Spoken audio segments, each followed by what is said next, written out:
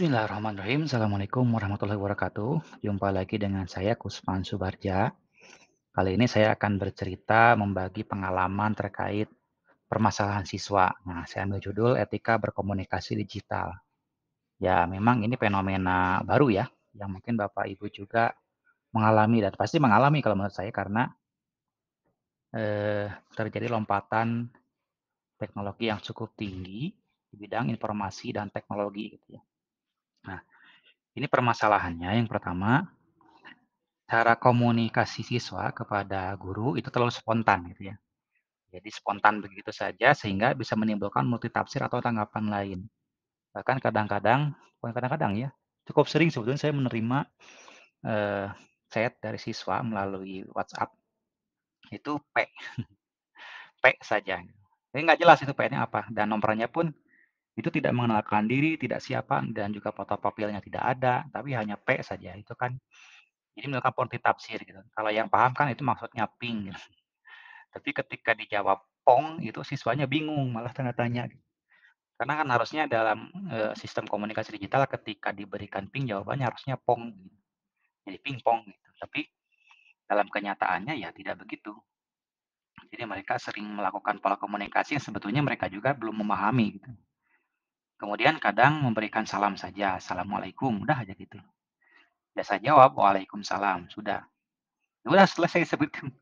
Tidak ada, kelanjutannya lagi gitu. Jadi siswanya juga bingung, sayanya juga bingung, jadi entah maksudnya apa.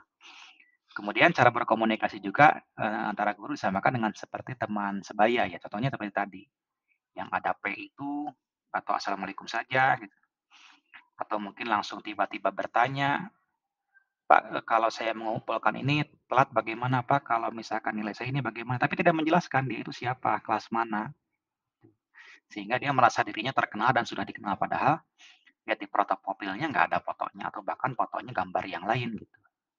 Kemudian ketika chat di grup itu komentar atau pola komunikasi tidak melihat temannya, di situ ada guru, itu kadang bahasa yang seharusnya tidak keluar pun di situ keluar. Bahkan, beberapa pun ada yang tersinggung siswanya oleh temannya sendiri sehingga, eee, ada sesuatu yang sepertinya perlu dibenahi gitu ya. Dan setelah saya coba amati ternyata akar permasalahannya ya dari beda generasi. Beda generasi antara guru dengan siswa itu kan agak jauh ya dari lompatan teknologinya. Sehingga siswa juga ini kalau dulu, melalui komunikasi langsung mungkin diajari bagaimana cara bertatap muka, cara bersalam sapa, tutur kata ketika, bertatap muka oleh orang tua, oleh di guru di kelas itu diajari. Tetapi dalam etika literasi komunikasi digital, itu orang tua ada yang lupa, bahkan guru pun tidak mengajari hal itu. Tidak banyak yang mengajari maksudnya ya, tidak semua. Kenapa? Ya karena, merasa itu belum terlalu penting, padahal itu sangat penting. Dan merasa juga bahwa, di situ itu sudah biasa dipelajari sendiri. Nah, akibatnya karena dipelajari sendiri ya, semau-maunya siswa itu sendiri. Sehingga tidak tersentuh gitu bimbingan etika komunikasi digital. Karena yang diajarkan ketika di SD pun saya melihat di SD saat ini, itu hanya etika berkomunikasi langsung, sedangkan etika berkomunikasi digital tidak diajarkan. Belum ya, mungkin belum diajarkan. Dan di SMK juga berpersepsi bahwa itu sudah diajarkan di tingkat sebelumnya di SMP dan SD yang ternyata notabene juga belum, sehingga ya akhirnya tidak ada yang belum ada yang mengajarkan, sehingga perlu ada yang menyampaikan, memberikan contoh harus sebagaimana, harus seperti apa ketika berkomunikasi digital.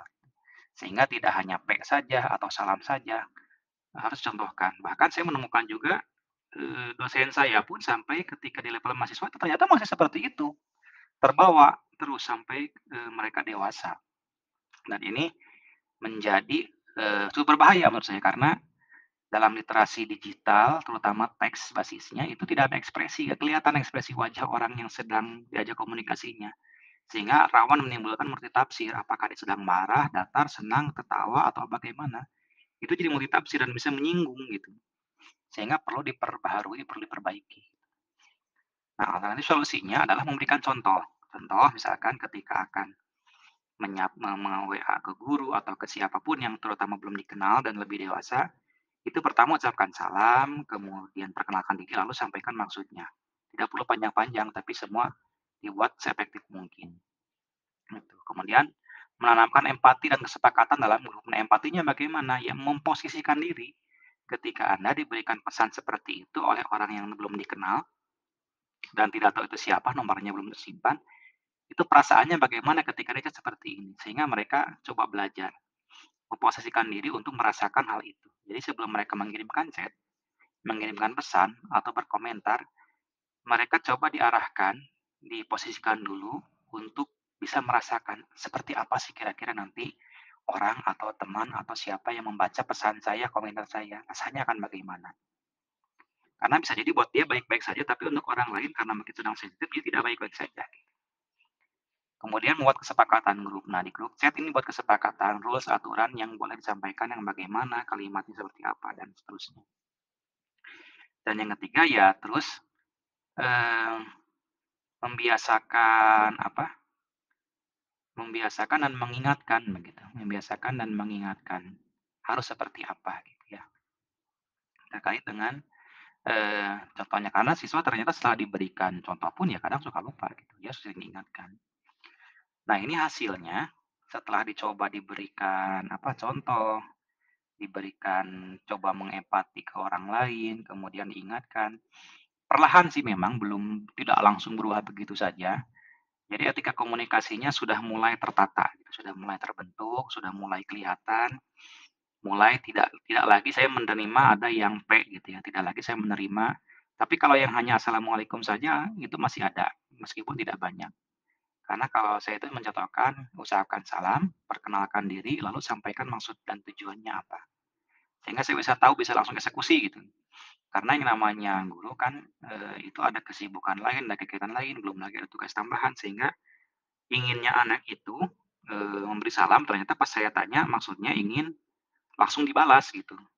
Ketika anak ngechat, tapi ternyata saya kebukanya itu agak telat gitu, sehingga saya balasnya agak telat. Jadi saya jawab salam saja lagi, waalaikumsalam. Tetapi kalau anaknya menyampaikan nama, memperkenalkan diri dan pesannya, itu ketika saya buka, gurunya bukanya telat, itu bisa langsung menjawab dengan sesuai apa yang diharapkan oleh si anaknya gitu ya. Kondisinya memang seperti itu, tidak semua bisa langsung dijawab begitu saja gitu ke anaknya. Kemudian pola komunikasi di grup pun sudah mulai tertata, sudah mulai tertib lah maksudnya seperti itu.